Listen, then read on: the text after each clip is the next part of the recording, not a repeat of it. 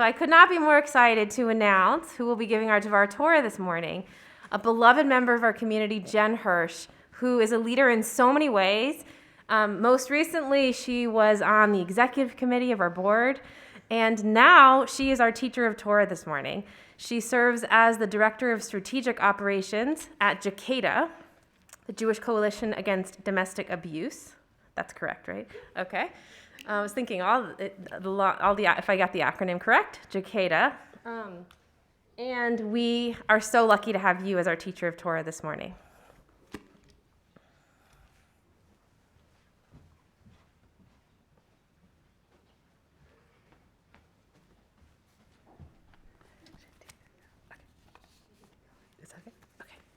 Shabbat Shalom, everybody. It's so nice to see you. The summer is always a little bit quieter, so I'm so grateful to see so many familiar faces.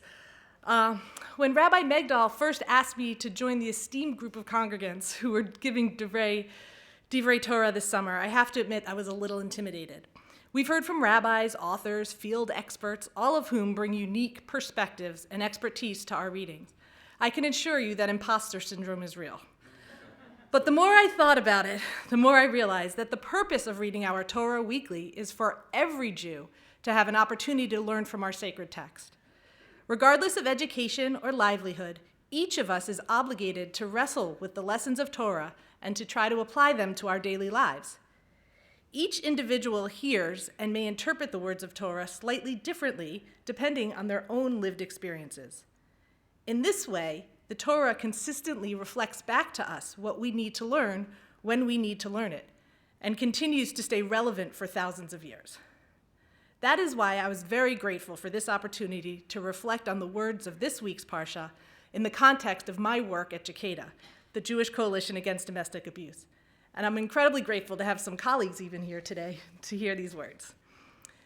Many of you may have heard of JCADA from the bathroom signs that have hung in Bethel's bathrooms for many years.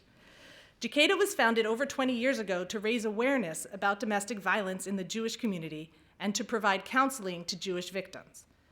Despite popular belief at the time, research has shown that domestic violence happens in Jewish homes at the same rate as other communities, regardless of socioeconomic status or education levels. Today, JCADA provides free legal, advocacy, and counseling support to all victims of intimate partner violence, regardless of faith, and continues to educate the Jewish community about the warning signs of abusive relationships and provide tools for creating inclusive, supportive communities. When I first started working at JCADA 4 years ago, I had little understanding about the inextricable connection between domestic violence and social justice. At the time, it was easier to see each victim or survivor as a unique story rather than as a symptom of a greater societal ill. Today, however, I understand that all intimate partner violence is an expression of power and control and is symptomatic of a society that has historically struggled with the equal distribution of power and accountability. Which brings me to today's Parsha, Vayechanan. Today's Parsha is chock full of important lessons and ideas to pull from. Where else can we find one Parsha that reviews the Exodus from Egypt, giving the Torah, the Ten Commandments, the Shema, and more? While there's so many important ideas in this Parsha, my work at JCADA and current events brought my attention to one specific idea: the peaceful transfer of power between Moses and Joshua.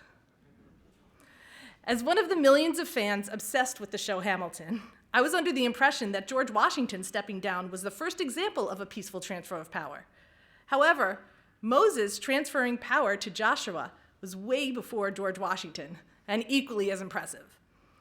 In lines 27 and 28 of today's Parsha, we read about God instructing Moses to, quote, "Go up to the top of the hill, and lift your eyes westward and northward and southward and eastward, and see with your eyes, for you shall not cross this Jordan.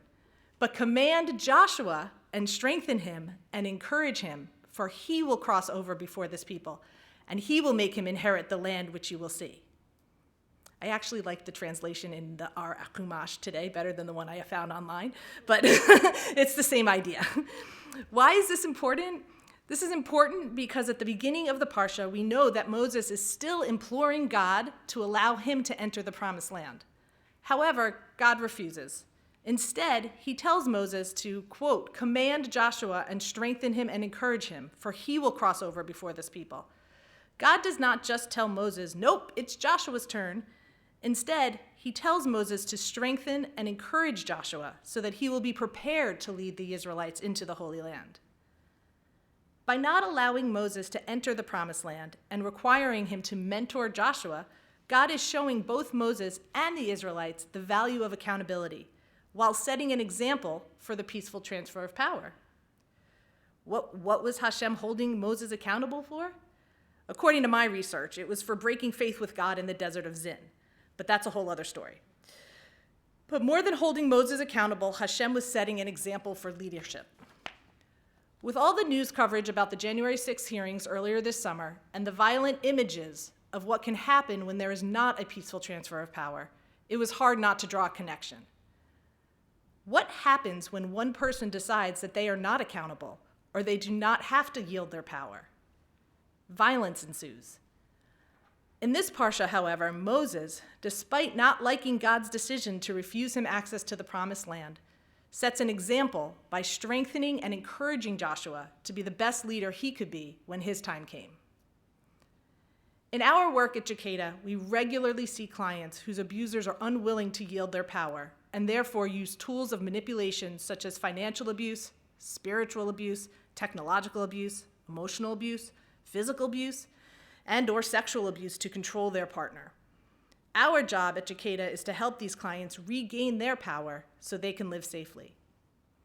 Everyone deserves to be safe, and ensuring both the peaceful transfer of power and the equal sharing of power are ways we can all help ensure that living safely is not just a privilege, but a right for everyone.